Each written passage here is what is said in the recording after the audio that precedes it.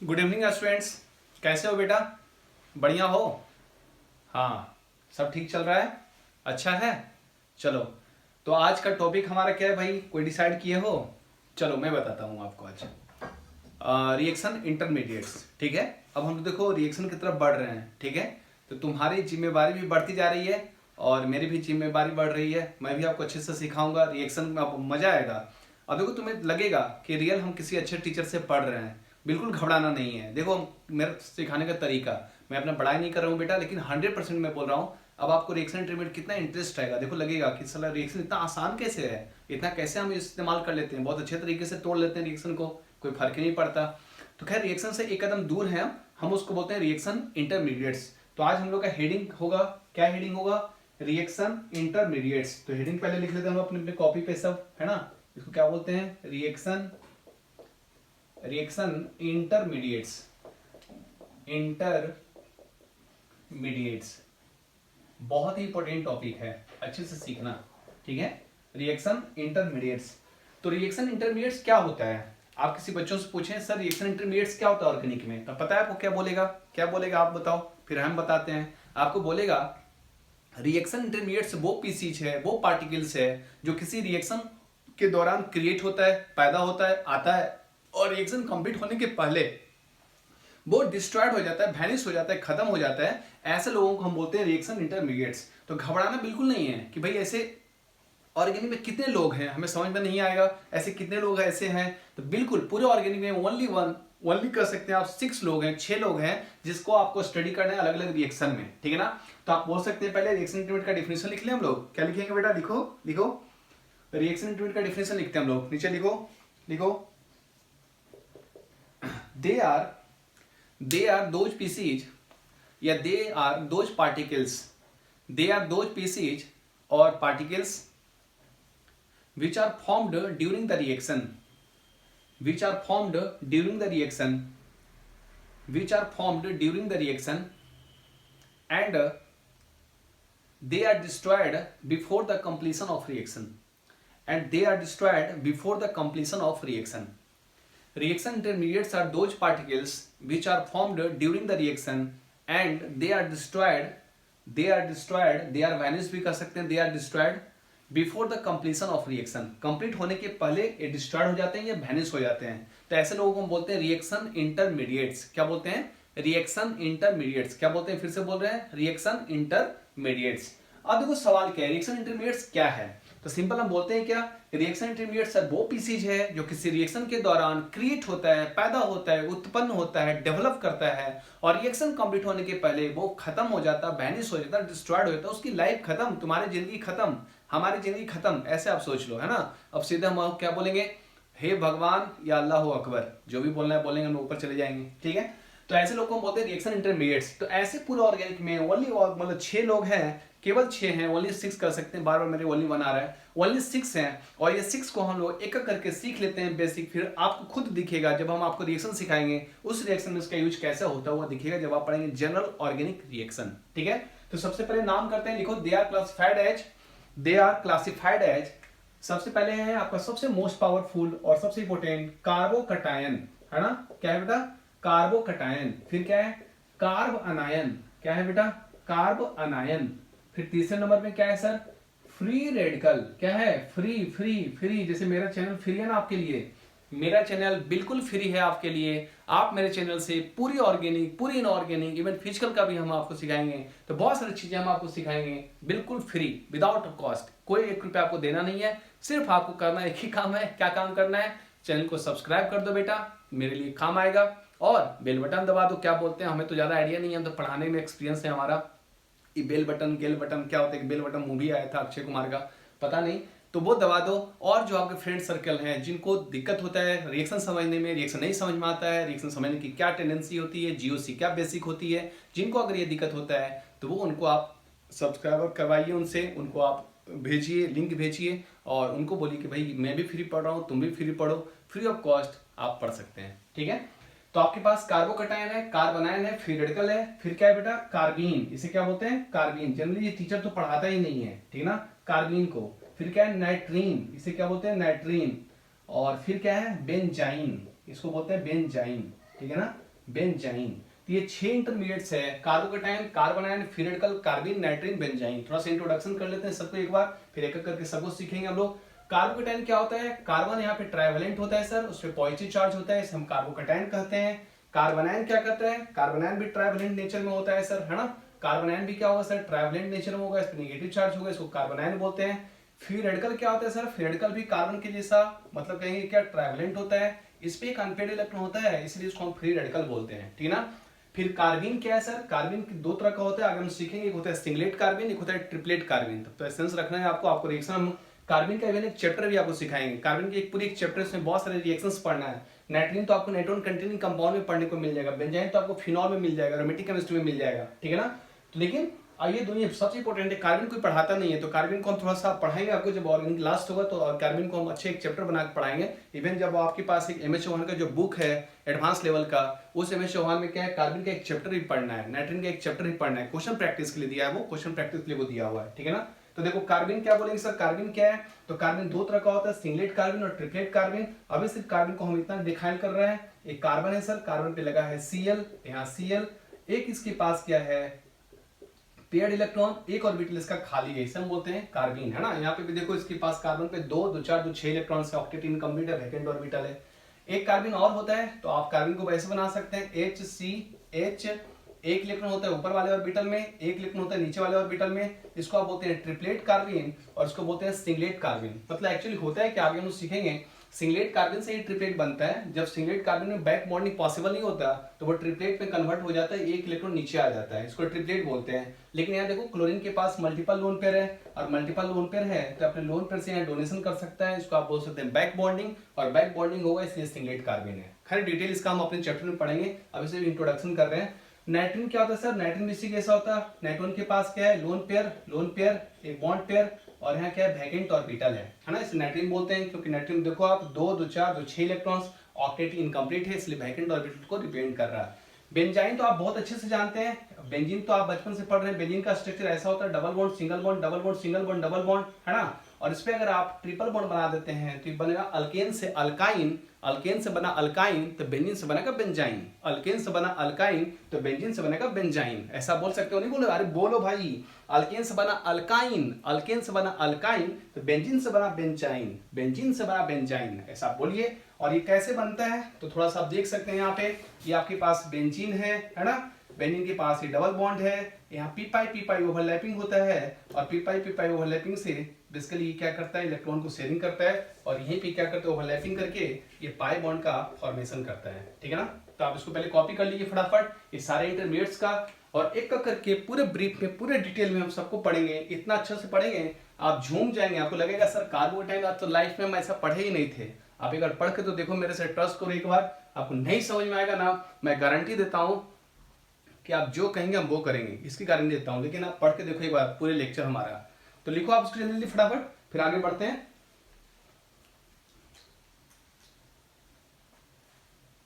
चलो भाई, तो अब शुरुआत करें हम लोग। अब शुरुआत करते हैं कार्बोकैटायन से, यहीं से शुरुआत करते हैं। पहला मेरा भी फेवरेट है, और इसे एक्चुअली फेवरेट इसलिए नहीं कि ये बहुत अच्छा सुनने में लगता है, सुनने में तो सब अच्छा लगता है, नाइट्रोजन कितना प्यारा नाम है, बेंजाइन कितना प्यारा नाम है, कार्बिन कितना अच्छा नाम है, लेकिन सुनने में अच्छा है, सब अच्छा है। फेवरेट इसलिए है क्योंकि कार्बोकैटायन जो होता है ना, इसके बहुत सारे रिएक्शंस आपको देखने को मिलेगा, और बहुत सारे रिएक्शंस जो स्टार्टिंग का चैप्टर का अल्काइल हैलाइड का, अल्कोहल का, हाइड्रोकार्बन का, इसमें बहुत सारे रिएक्शंस ये कवर कर लेता है, इसलिए ये फेवरेट होता है और इंपॉर्टेंट होता है, ठीक है ना। तो शुरुआत से हम पहले पढ़ते हैं कार्बोकैटायन को, सीखते हैं कार्बोकैटायन क्या है सर, और कार्बोकैटायन कैसे काम करता है, ठीक है ना, और उसके लिए हमें क्या क्या आना चाहिए, क्या क्या नहीं आना चाहिए, ठीक है।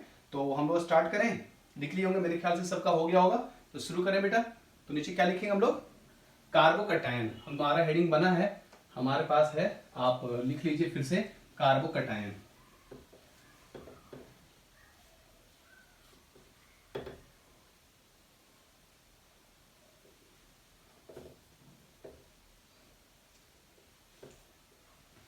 हो गया, आगे बढ़े। चलो भाई, तो कार्बोकैटायन की शुरुआत करते हैं बेटा। तो देखो फिर से हम बना रहे हैं कार्बोकैटायन, ये आपका कार्बोकैटायन है। तो देखो ये कार्बन है, कार्बन के पास क्या है, ट्राइवेलेंट है, पॉजिटिव चार्ज है, ये कार्बोकैटायन आपका है। ये अच्छा बहुत लोगों को लग रहा होगा ना कहाँ बॉन्ड जा रहे हैं, बॉन्ड फ्री अभी है, वो किसी कंपाउंड से कनेक्ट होगा तो आपको दिखेगा ये सिंगल बॉन्ड में किसी अदर कार्बन से किसी अदर एटम से कनेक्ट रहेगा वो, ठीक है ना। तो सबसे पहली बात इसके बारे में बोला गया सर इसके पास कितना सिग्मा बॉन्ड है, 1 सिग्मा 2 सिग्मा 3 सिग्मा, तो कितना सिग्मा बॉन्ड है सर, 3 सिग्मा बॉन्ड है सर। सबसे पहली बात कितना सिग्मा बॉन्ड है, 3 सिग्मा बॉन्ड है सर। क्या इसके पास वैकेंट ऑर्बिटल है सर, 100% है। अगर ऑर्बिटल खाली नहीं होता तो इस पे पॉजिटिव चार्ज आता कहां से, वो पॉजिटिव चार्ज इसलिए तो आया है क्योंकि उसका ऑर्बिटल क्या हुआ, खाली, कोई शेयरिंग इलेक्ट्रॉन कोई लेकर चला गया इसका, जिसे बोलते हैं ना मेरा दिल लेके चला गया वो मोर, तो वैसे ही क्या हुआ इसका इलेक्ट्रॉन कोई लेकर चला गया, ऑर्बिटल खाली हो गया। तो आप कहेंगे सर इसके पास क्या है, वैकेंट ऑर्बिटल है ना, वैकेंट ऑर्बिटल। इवन कह सकते हैं आपके पास इसके पास क्या है, 2p ऑर्बिटल खाली है। आप इवन इतना तक बोल सकते हैं, क्या बोल सकते हैं, वो 2p ऑर्बिटल खाली पड़ा है जहां से इसका इलेक्ट्रॉन बाहर गया है, अब दिख जाएगा आपको। चलो इसके बाद लोन पेयर है, भाई लोन पेयर कहां से रहेगा, 0 लोन पेयर है। अगर लोन पेयर होता ही तो क्या ये नेचर में डेफिशिएंट होता, गरीब होता, पैसा वाला कभी कोई गरीब होता है, कभी नहीं होता। अगर आपके पास पैसा है तो आप अमीर हैं, रिच हैं, पैसा देने वाले हैं, तो आप ये तो गरीब है बेचारा, इसलिए तो इसके पास लोन पेयर है ही नहीं, है ना। चौथी बात हम बोलते हैं क्या इसके पास लोन पेयर नहीं है सर तो ऑक्टेट चेक करो बेटा, तो ऑक्टेट में देखो 2 2 4 2 6 इलेक्ट्रॉन, तो कितने इलेक्ट्रॉन है, 6 इलेक्ट्रॉन इन इट्स ऑक्टेट, है ना। ऑक्टेट में सर कितना इलेक्ट्रॉन है, 6 इलेक्ट्रॉन है। कितने इलेक्ट्रॉन है, 6 इलेक्ट्रॉन है, 6 इलेक्ट्रॉन है। और अगर 6 इलेक्ट्रॉन इसके ऑक्टेट में है तो बेसिकली आप बोल सकते हैं इसके बारे में, क्या बोल सकते हैं कि ऑक्टेट इसका कंप्लीट है कि इनकम्प्लीट है, जल्दी बोलो, ऑक्टेट कंप्लीट है कि इनकम्प्लीट। अच्छा ऑक्टेट समझ में आता है ना भाई, हाँ जैसे मान लो तुम्हारे घर में 8 कमरा है, तुम्हारे घर में 8 रूम है, 8 कमरा है ना, और वहां पे 6 आदमी है, हर रूम में एक एक आदमी है, तो बाकी 2 कमरा खाली है। तो आप क्या कहेंगे, हमारे घर का कमरा बुक है कि खाली है, खाली है, ऑब्वियसली खाली है। 2 रूम खाली है, अभी 2 रूम और 2 इंसान और आ सकता है। तो वैसे देखो इसको चाहिए ऑक्टेट में 8 इलेक्ट्रॉन और है कितना, 6 इलेक्ट्रॉन है, तो हम क्या बोलेंगे, ऑक्टेट इसका इनकम्प्लीट है। और आप ये अच्छे से जानते हैं, क्या जानते हैं कि जिस इंसान का ऑक्टेट इनकम्प्लीट होता है सर, जिस इंसान का ऑक्टेट इनकम्प्लीट होता है सर, वो नेचर में इलेक्ट्रॉन डेफिशिएंट होता है सर, नेचर में इलेक्ट्रॉन डेफिशिएंट होता है सर। तो आप अगले पॉइंट में चाहें तो हम यहां ऐड कर रहे हैं, आप लिखेंगे इलेक्ट्रॉन डेफिशिएंट। अब देखो मजे की बात, अब तुम्हें इतना मजा आएगा ना, कहोगे सर ये सब आप कहां छिपा के रखे थे, समझाने का तरीका इतना बेहतरीन कैसे आपका है सर। आप कहेंगे ऑक्टेट इनकम्प्लीट है सर, ऑक्टेट इनकम्प्लीट है तो आप नेचर में इलेक्ट्रॉन डेफिशिएंट हैं, मतलब आप गरीब हैं, बुरा मत मानना, आप गरीब हैं, गरीब हैं, गरीब ही रहेंगे। अब में भी कौन जानता है, कोई जानता है तुम गरीब हो, हम गरीब हैं तो अमीर बन जाएंगे, अंबानी के बगल में तो बैठ नहीं सकते, मे भी हो सकता है बैठ सकते, क्यों नहीं बैठ सकते, हम हेल्प तुम्हें करेंगे, तुम हेल्प हमें करोगे, बिल्कुल बैठ सकते हैं, क्यों नहीं बैठेंगे। लेकिन अभी हमारा जो नेचर है, अभी हमारा जो सिचुएशन है, वो सिचुएशन क्या है बेटा, ऑक्टेट इनकम्प्लीट है, रहना चाहिए 8 इलेक्ट्रॉन है, 6 इलेक्ट्रॉन हम मुंह फाड़े हुए, कहो ऐसा आ कोई इलेक्ट्रॉन दे दो भाई, कोई इलेक्ट्रॉन दे दो, कोई इलेक्ट्रॉन दे दो, कोई इलेक्ट्रॉन दे दो, है ना। हम बेटिंग में है इसलिए बोलते हैं इलेक्ट्रॉन डेफिशिएंट है। इलेक्ट्रॉन डेफिशिएंट मतलब आप गरीब हैं, गरीब हैं, गरीब हैं, है ना। अब देखो सवाल क्या है कि भाई अगर डेफिशिएंट है, अगर आप डेफिशिएंट हैं तो कैसे लोग आपको हेल्प करेंगे, तो ये आप पीछे पढ़ चुके हैं, plus I minus I, plus M minus M, hyper conjugation बहुत अच्छे से सीखे हैं। तो आप यहाँ पे इसको जोड़ सकते हैं या बोल सकते हैं। हम इसको थोड़ा सा रिफ्रेश करें, है ना, बोर्ड को साफ करते हैं और आगे बढ़ते हैं, ठीक है ना, आगे बढ़ते हैं, इसका नेचर के बारे में और सिखाते हैं आपको कि ये क्या है। तो अगर आप इलेक्ट्रॉन डेफिशिएंट है ना सर, तो आप क्या बोलेंगे, ऐसे लोग जो इलेक्ट्रॉन देने का काम करते हैं, जो मदद करने का काम करते हैं, जो हेल्पफुल नेचर वाले होते हैं, वे लोग इनकी मदद करेंगे, इनको हेल्प करेंगे, इनका ऑक्टेट को कंप्लीट करवा देंगे। लेकिन भाई दुनिया में ऐसा भी तो इंसान है ना कि इलेक्ट्रॉन पैसा देने वाला भी है, कोई पैसा लेने वाला है। जैसे तुम बोला भाई मेरे पास 10 रुपए की जरूरत है, अगर कोई 10 रुपए देता ना तो हमारा काम हो जाता। कोई अगर हेल्पफुल इंसान होगा, बोले ले भाई 10 रुपए ले, जब तुम्हारा काम हो जाएगा तो फिर रिटर्न कर देना। एक इंसान सोचेगा अरे इसका काम हो जाएगा ना, गड़बड़ हो जाएगा, इसका काम होने नहीं देना है, साला इसको काम तो करने नहीं देना है, तो कुछ ऐसा दिमाग रहेगा ना कि आपका वो भी 10 रुपया खींच के लेके चला गया, आप और डेफिशिएंट हो गए और गरीब हो गए। तो सवाल ये है कि सोसाइटी में हमारे बहुत सारे लोग ऐसे होते हैं जो हमें पैसा देते भी हैं और हमसे पैसा लेते भी हैं, दोनों काम करता है ना।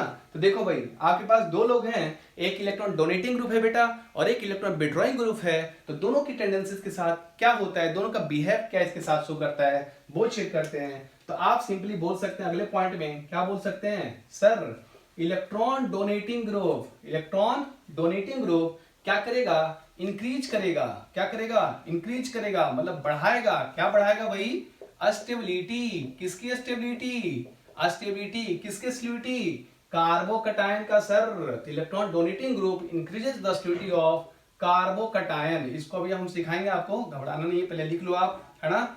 इवन आप बोल सकते हैं, क्या बोल सकते हैं कि इलेक्ट्रॉन विड्रॉइंग ग्रुप, देखो ध्यान देना, सुनना वर्ड का meaning, electron donating group, electron withdrawing group, दो लोग है। तो इलेक्ट्रॉन विड्रॉइंग ग्रुप क्या करता है, डिक्रीज करता है, घटा देता है, पावर घटा देगा, लूज कर देगा, डिक्रीज कर देता है। क्या डिक्रीज करता है, स्टेबिलिटी। किसकी स्टेबिलिटी, कार्बोकटायन का सर, और किसका, मेरा कार्बोकटायन का सर, किसका भाई, कार्बोकटायन का बेटा, है ना। तो आप सिंपल कह सकते हैं कि सर इलेक्ट्रॉन डोनेटिंग ग्रुप हमारे कार्बोकटायन की स्टेबिलिटी को बढ़ाता है, इंक्रीज कर रहा है ना। वाइल इलेक्ट्रॉन विड्रॉइंग ग्रुप हमारे स्टेबिलिटी को घटाता है, डिक्रीज कर रहा है सर। तो यहां से 2 पॉइंट्स आपको मिल रहा है, आप इसको अच्छे से याद रखिए। अभी हम इसको और करेंगे और अच्छे से सीखेंगे, उसको ब्रीफ करेंगे। पहले आप इसको कॉपी कर लो बेटा फटाफट, और फिर हम आगे बढ़ते हैं। चलो हो गया, अब आगे बढ़े।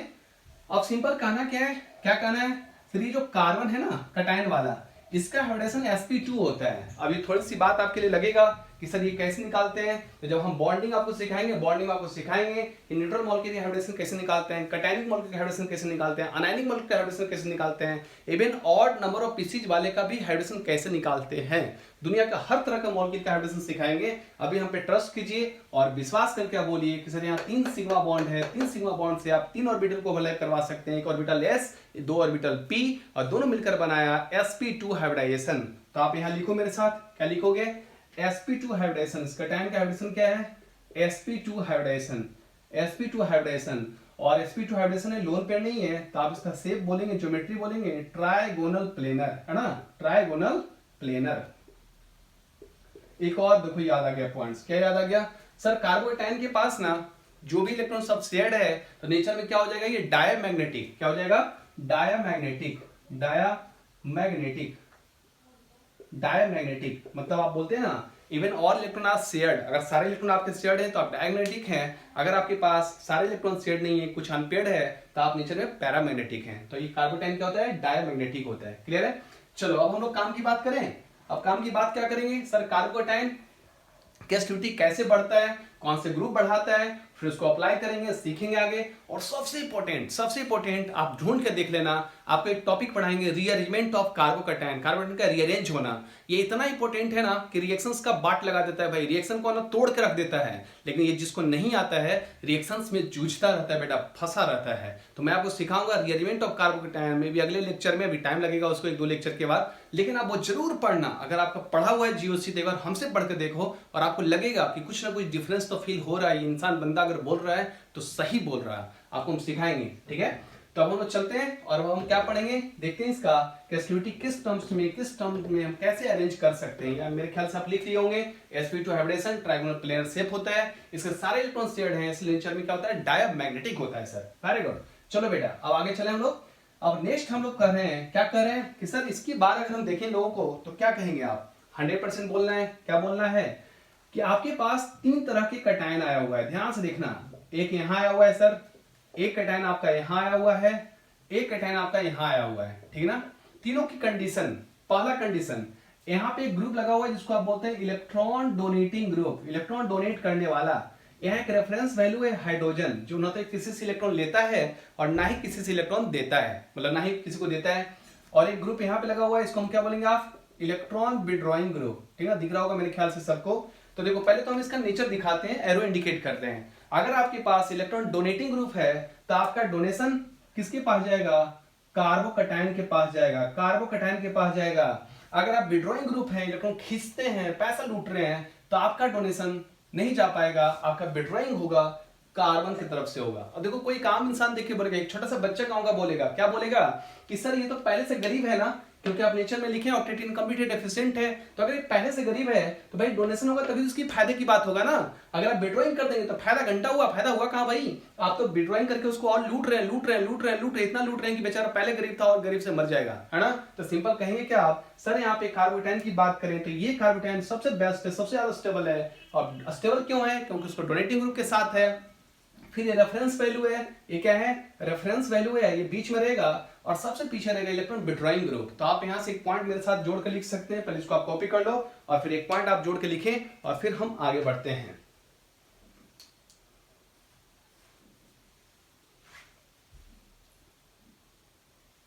हो गया। तो लिखो बेटा, electron donating group in any forms, electron donating group in any forms, electron donating group in any forms increases the stability of carbocation. Electron donating group in any forms increases the stability of carbocation, while जबकि electron withdrawing group in any forms decreases the stability of carbocation. Electron donating group in any forms increases the stability of carbocation, while electron withdrawing group in any forms decreases the stability of carbocation. पहली बात। अब देखो और clear करते हैं तुम्हें। Electron donating group क्या क्या होता है sir? Plus M resonance, resonance के थ्रू प्लस एम नहीं हुआ, हाइपर कंजुगेशन का प्लस एच, ये चलो हाइपर कंजुगेशन लिखो आप, है ना। अगर हाइपर कंजुगेशन नहीं हुआ तो फिर क्या बोलेंगे? प्लस आई बोलेंगे। तो ये आपका ऑर्डर होता है। विड्रॉइंग में सबसे पावरफुल क्या होता है सर? Minus M. अगर माइनस एम नहीं है तो माइनस एच हाइपर कंजुगेशन, और ये भी नहीं है तो फिर क्या है? माइनस आई है। तो ये सारे लोग बहुत इंपॉर्टेंट होते हैं, आप पीछे पढ़े हैं इसके बारे में, माइनस एम कैसे काम करता है, प्लस आई माइनस आई कैसे काम करता है, ठीक है ना। इसको आप कॉपी कर लो फटाफट। Plus M hyper conjugation plus I, minus M minus hyper conjugation minus I, है ना। इसको कॉपी करो बड़ा जल्दी जल्दी। माइनस आई क्या है? माइनस आई, माइनस आई।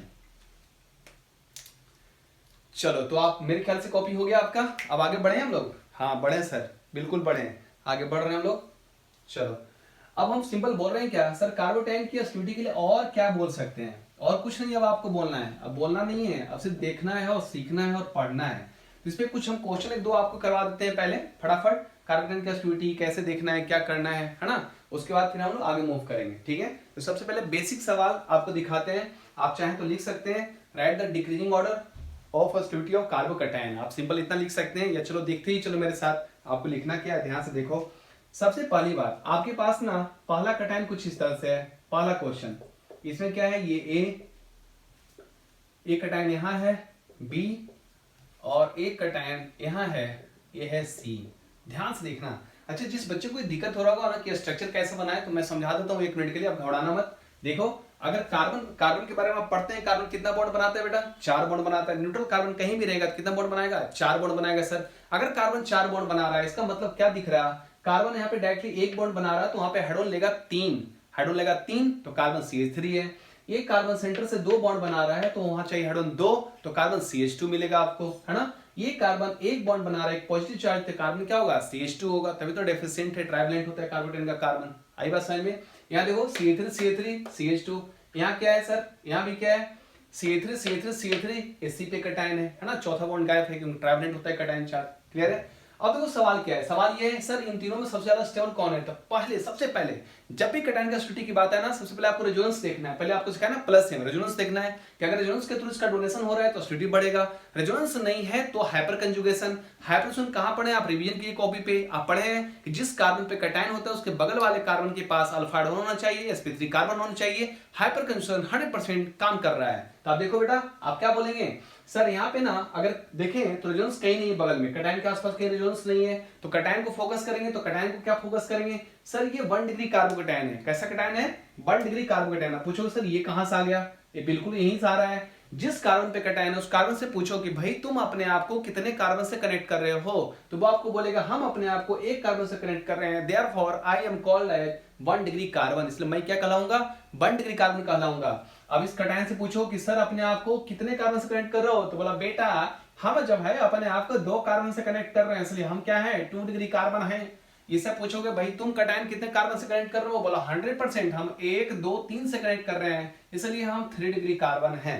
तो एक तो आपको मोटा मोटी याद रखना है। क्या मोटा मोटी याद रखना है?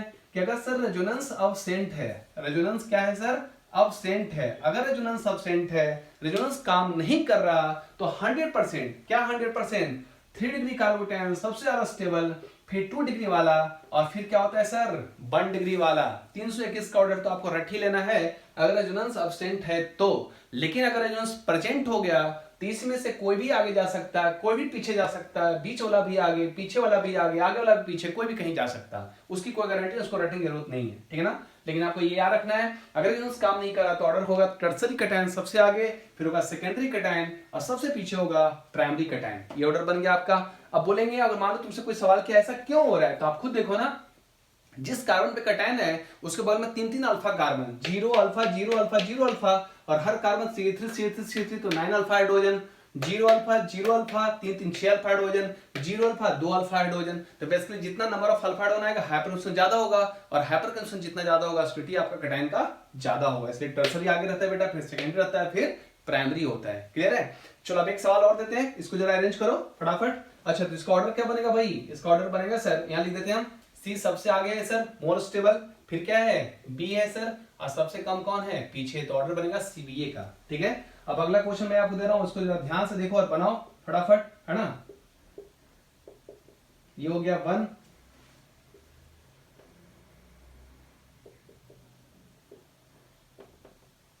ये हो गया 2,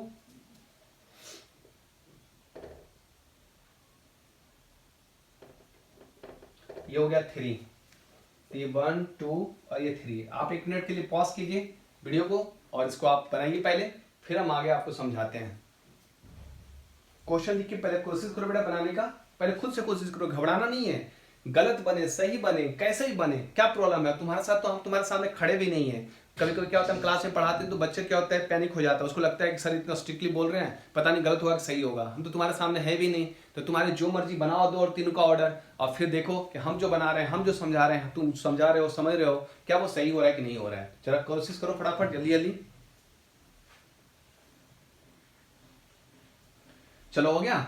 हाँ सर, तो क्या हो गया देखो भाई, पहले वाले में ऑक्सीजन आपको दिख रहा होगा, मे बी हम जानबूझ कर दिए हैं, आपको दिख रहा है। ये ऑक्सीजन के पास मल्टीपल लोन पेयर होते हैं, तो आप कह सकते हैं क्या कर सकते हैं, ए के ऊपर लोन पेयर, बी के ऊपर पॉजिटिव चार्ज। याद करो रेजोनेंस भैया, याद करो रेजोनेंस, रेजोनेंस में हम सीखे थे ऐसे वाले केस, ए के ऊपर लोन पेयर बी के ऊपर पॉजिटिव चार्ज। याद करो रेजोनेंस भैया, याद करो रेजोनेंस, ऐसे वाला केस सीखे थे इन केस ऑफ रेजोनेंस। तो क्या पढ़े, ए के ऊपर लोन पेयर बी के ऊपर पॉजिटिव चार्ज। अगर आपको दिक्कत है तो रेजोनेंस का केस निकालिए, आप पीछे देखिए लेक्चर देखिए, पीछे का नोटबुक निकालो, और रेजोनेंस का 13 केस में एक केस सबसे इंपॉर्टेंट था, ए के ऊपर लोन पेयर बी के ऊपर पॉजिटिव चार्ज। और यहां आप कहेंगे सर हमारा सिस्टम रेजोनेंस के द्वारा मतलब प्लस एम का क्या हो गया, डोनेशन हो गया, और प्लस एम से क्या हो रहा है, स्टेबल हो रहा है। जबकि देखो भाई ए के ऊपर लोन पेयर लेकिन पॉजिटिव चार्ज बी पे नहीं है सी पे है, तो रेजोनेंस का काम नहीं हुआ। लेकिन खतरा भी है, खतरा भी है किसी चीज, मोबाइल आप देखो, मोबाइल का हम इस्तेमाल करते हैं, गूगल पे कुछ भी सर्च करते हैं फटाफट आ जाता है, यूट्यूब पे आज तुम हमारा से पढ़ रहे हो, लेक्चर देख रहे हो, फटाफट मजा आ रहा है। लेकिन मोबाइल पे कुछ और भी डाल दोगे तो फटाफट कहानी खत्म हो जाएगा, फिर 2 घंटा घुसे हैं व्हाट्सएप में चल रहा टन टन टन टन, yes baby no baby, yes baby no baby, yes baby no baby, कहानी खत्म हो जाएगा। तो आप हर चीज का यूज है, लेकिन उसका पॉजिटिव भी पहलू है और निगेटिव भी पहलू है। तो आप क्या कहेंगे सर यहाँ पे रेजोनेंस तो हुआ नहीं, रेजोनेंस हुआ नहीं, तो ये ओ आर क्या करेगा, ओ आर जो क्या बोल रहे हैं ओ आर, कार्बन को आर बोल रहे हैं, आर नोन ग्रुप है, तो ओ आर क्या लग जाएगा यहाँ पे माइनस आई लग जाएगा सर। अब माइनस आई जैसे लगेगा सर तो विड्रॉइंग होगा तो आप पीछे हो जाएंगे। जबकि देखो ये कार्बन टर्सरी है, तो इसके आसपास कहीं रेजोनेंस तो नहीं है, लेकिन क्या है हाइपर कंजुगेशन है। यहाँ कौन सा पावर है, हाइपर कंजुगेशन है। तो आप पढ़े हैं, अभी आपको सिखाए इलेक्ट्रॉनिक फेट में पढ़े थे, आप क्या पढ़े थे सर, सबसे पहले देखना है रेजोनेंस, हाइपर कंजुगेशन, फिर इंडक्टिव देखना है। तो देखो रेजोनेंस के थ्रू कहां डोनेशन हो रहा है, यहाँ प्लस एम के थ्रू डोनेशन हो रहा है, तो आप क्या कहेंगे सर 1 वाला सबसे आगे रहेगा। फिर तो माइनस आई हो रहा है, विड्रॉइंग हो रहा है, तो पीछे जाएंगे। हाइपर कंजुगेशन से डोनेशन होता, कटायन का एसिडिटी बढ़ेगा, तो 1 के बाद हम 3 को लाएंगे, 3 के बाद हम 2 को लाएंगे, है ना। तो इस तरह से आप अरेंज कर सकते हैं 1 3 2, ठीक है ना। तो फटाफट आप इसको कॉपी कीजिए और फिर हम कुछ और 1 2 सवाल करते हैं, फिर हम आगे बढ़ते हैं। लिखो जल्दी फटाफट, कॉपी कीजिए जल्दी जल्दी।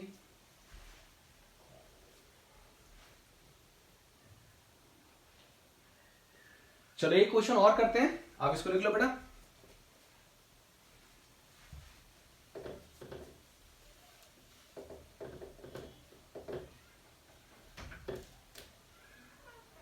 एक क्वेश्चन और करेंगे फटाफट, इसके बाद फिर हम लोग अगले लेक्चर में पढ़ेंगे कार्बन काइनेटिक एसिडिटी को लेकर और कुछ चीजें आपको सिखाएंगे, कुछ पॉइजन के बारे में आपको सिखाएंगे, ऑर्थो क्या होता है, मेटा क्या होता है, पैरा क्या होता है, ये सब भी आपको सिखाएंगे, और उसके बाद फिर हम लोग आगे चलेंगे, ठीक है। तो एक क्वेश्चन और करते हैं हम लोग फटाफट। देखिए एक क्वेश्चन में क्या है, बेंजीन को लेकर हम सवाल क्रिएट कर रहे हैं, ठीक है ना। आपके पास है बेंजाइल कार्बोकटायन, क्या है बेंजाइल कार्बोकटायन, क्या है बेंजाइल कार्बोकटायन है, और एक और बेंजाइल कार्बोकटायन है। देखो तुम्हें आज लग रहा होगा कि सर इतना झूम क्यों रहे हैं, सर इसलिए झूम रहे हैं क्योंकि अब रिएक्शन की बारी आई और पीके झा सामने खड़ा लेकर आई। तो ये पीके झा जो है अब तुम्हें रिएक्शन सिखाएगा, देखो कितने मस्त है। अब क्या होता है एक्चुअली जीओसी का जो स्टार्टिंग का टॉपिक होता है ना, हमें तो मजा नहीं आता, क्योंकि वो बच्चों वाले टॉपिक होता है तो लगता है झेल रहे हैं। अब देखो कितना मजा आ रहा है, देखो मजा आएगा, इतना मजा आएगा, लगे झूम जाओगे यार। क्या फर्क पड़ता है सर, रिएक्शन ऐसे भी होता है क्या, ऑर्गेनिक ऐसे भी होता है क्या।